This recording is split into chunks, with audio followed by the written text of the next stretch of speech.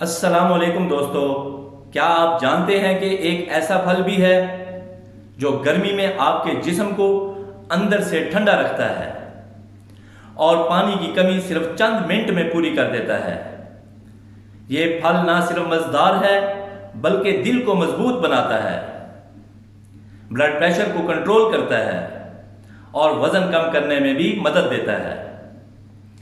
अगर आप अपनी जिल्द को चमकदार बनाना चाहते हैं और जिस्म को ताज़ा रखना चाहते हैं तो ये फल आपके लिए बेहतरीन है।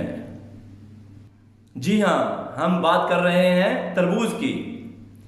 तरबूज में तकरीबन 90% पानी होता है जो जिस्म को गर्मी में ठंडा रखता है। ये दिल के लिए बहुत फ़ायदेमंद है। इसमें मौजूद लाइकोपीन दिल की बीमारियों से बचाता है। ये ब्लड प्रेशर को भी कंट्रोल करने में मदद देता है।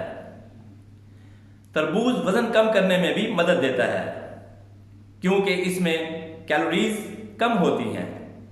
ये जिल्द को चमकदार बनाता है और जिस्म से जहरीले मादे खारिज करता है।